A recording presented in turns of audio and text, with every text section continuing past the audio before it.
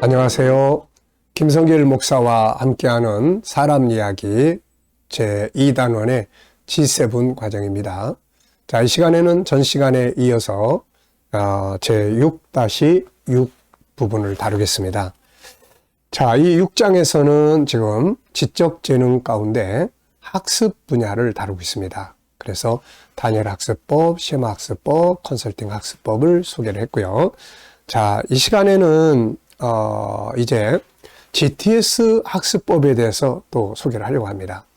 어떻게 보면은 GTS 학습법은 요 앞에서 설명한 요 세 개를 다 통합하고 그러면서 이제 가장 효과적인 방법들을 이제 만들어서 이제 교육하는 그런 내용이 되겠습니다.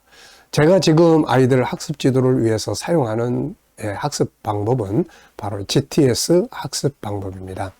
그래서 이 GTS 묵상 속에 그 방법을 이제 담아놨기 때문에 GTS 묵상을 하시는 분들은 이제 항상 이제 요 방법들을 대할 수가 있죠.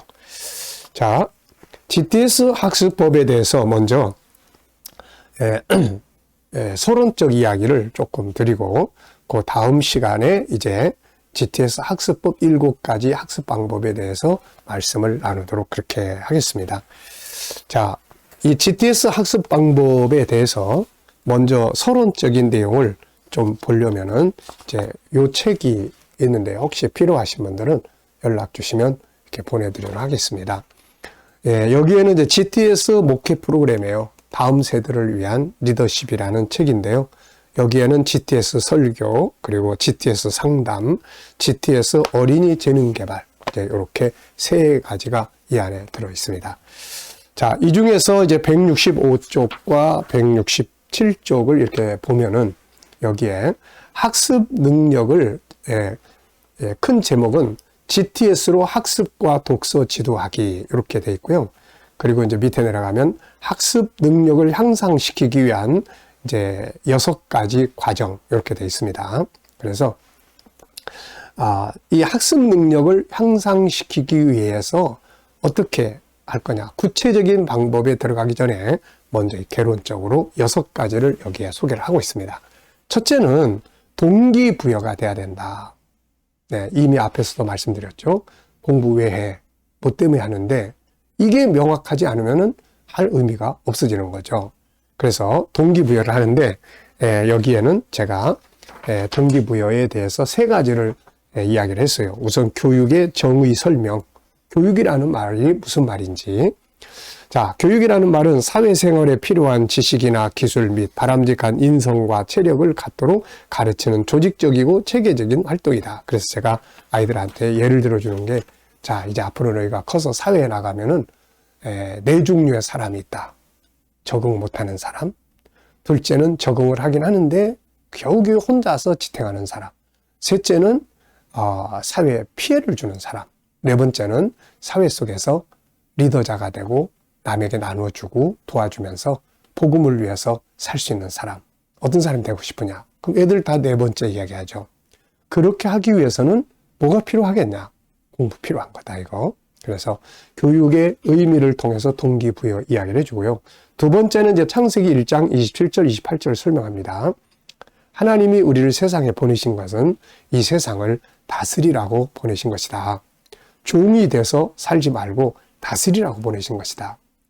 그런데 자, 너네들 다스리고 싶은 사람이 돼 종이 되고 싶어. 그러면 다 다스리고 싶은 사람 된다고 하죠. 다스리려면 뭐가 필요해? 알아야 돼. 모르면 다스릴 수가 없어. 동물을 다스리려면 동물을 알아야 되고. 그래서 이 알기 위해서 공부를 하는 거야.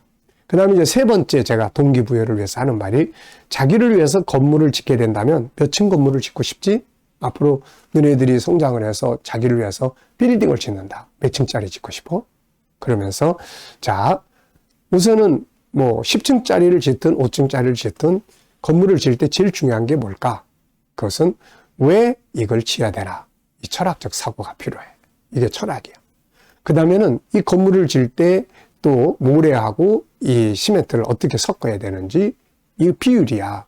그 다음에 또 거리, 기둥을 몇 메다 간격으로 세워야 되는지, 철근은 얼마큼 들어가야 되는지, 이게 뭐야? 이게 수학이야. 이게 수학이고 과학이다. 그러면 이제 집을 지어놓고 그 안에 들어가면은 그냥 세미트만 있으면 살 수 없잖아. 그래서 사람들이 이쁘게 꾸미는데, 이쁘게 꾸미는 걸 인테리어라고 하고, 이게 학교에서는 국어야, 국어, 미술, 이런 것들을 이렇게 공부를 하면은 이런 것들을 잘 꾸밀 수 있는 이 감각, 지혜가 생기는 거야, 이거. 그래서 제가 이 동기부여할 때 3가지를 설명을 해줍니다. 자, 두 번째는 뭐냐면 이제 공부 두뇌 만드는 거예요. 공부 두뇌. 사람은 하나님을 닮아가지고 세상에 오기 때문에 공부를 잘 할 수 있는 기본 틀을 가지고 와요. 근데 중요한 거는 이 기본 틀을 누구를 만나서 어떤 대화를 나누고 어떤 훈련을 하느냐에 따라서 공부할 수 있는 두뇌가 10%가 성장하기도 하고 50%가 성장하기도 하고 그렇게 되는 거예요. 그래서 GTS 묵상에서는 이 공부하는 두뇌를 만들기 위해서 하는 게 뭐냐면 그림 보고 정리하는 거예요. 그림 보고 정리하는 거. 이 GTS 묵상을 보면 항상 먼저 이렇게 그림을 보고 5가지의 이야기를 쭉 나눕니다. 이게 뭐냐면 생각을 움직이게 하는 거거든요.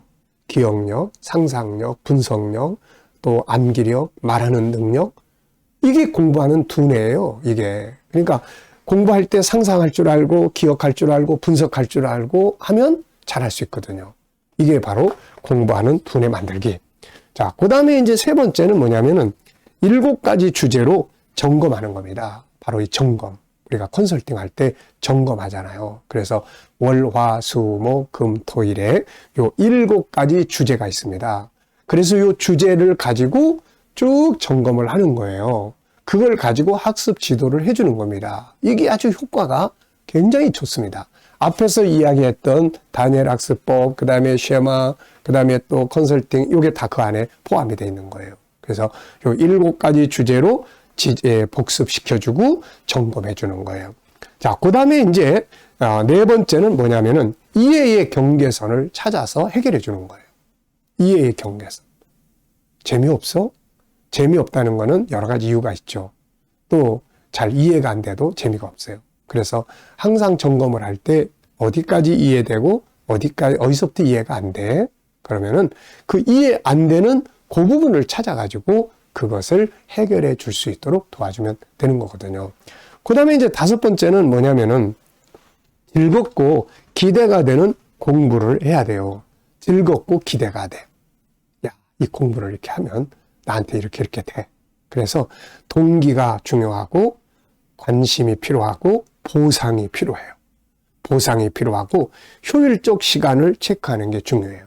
어느 때 머리가 맑고 어느 때 좀 피곤하고 어느 때 놀고 싶고 어느 때 하고 싶고 이런 거예요.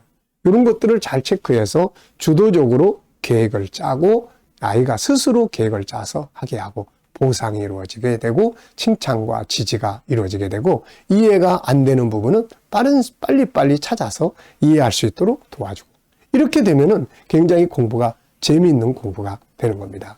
놀고 싶은 시간에 공부해. 그러니까 막 짜증나고 이해가 안 되는데 책 붙들고 있으려고 그러니까 막 짜증나고 이렇게 되는 거예요. 그래서 이런 부분을 잘 도와주면은 학습이 즐겁게 할 수가 있습니다. 자, 그리고 이제 마지막에는 이제 진로예요, 진로. 공부와 진로입니다. 우리가 이 공부를 하는 것은 학습과 기술을 습득하는 행위라고 그랬잖아요. 그리고 이거를 왜 해야 되냐면 결국은 어느 영역을 내가 맡아서 어느 영역을 찾아서 그 영역을 다스리기 위한 것이거든요. 그래서 아이들이 특히 초등학교 때 아이들의 진로 방향 이런 거 항상 대화 많이 나누고 아이들이 나는 앞으로 이런 걸 해보고 싶어. 그래서 그런 걸 경험하게 해주고 그런 쪽으로 책을 읽게 만들어주고 그런 쪽에 또 뭔가를 가까이 대할 수 있도록 이렇게 해보고 그리고 이제 아이들이 이런 걸 통해서 자기가 난 앞으로 이런 걸 해볼 거야 라고 갈 수 있도록 만들어주는 이런 게 꼭 필요합니다. 이게 청소년들이 목표 없이 학교 공부에만 매달리고 있다가 보면은 나중에 뭘 해야 될지 이런 것도 잘 몰라요. 그래서 뭘 방향성을 잡지 못하고 가다 보면은 점수를 많이 받아도 나중에 대학을 가고 사회에 나와도 뭘 해야 될지 잘 모릅니다. 그래서 저도 전문대학교에서 한 3년 강의를 해봤는데요. 거기에 보니까 다시 4년제 대학을 졸업한 애들이 다시 와. 그 전문학교에. 25%라고 합니다.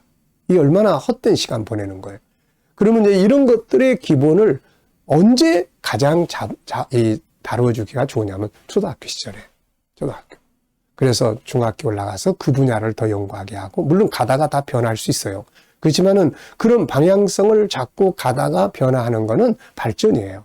근데 이런 게 없이 올라가면은 이제 쓸데없는 일에 많이 매이게 되고, 나중에는 목표도 없는, 커버리면 더 하기가 힘들어집니다. 그래서 아이들이 난 뭘 하고 싶어 하는 게 제일 많이 나타나는 게 유치원 때하고 초등학교 시절이에요, 이게. 그래서 이때를 잘 활용을 해서 앞으로 공부하는 것들이 어느 영역에서 다스리려고 이걸 하는 건지 이런 걸 잘 연결을 시켜주는 것이 아주 효과적인 교육 방법이 되는 거죠. 자, 이 시간은 여기까지 마치고 다음 시간에 이제 GTS 학습법 7가지에 대해서 말씀을 나누도록 하겠습니다. 자, 이 시간 말씀 여기서 마치겠습니다. 감사합니다.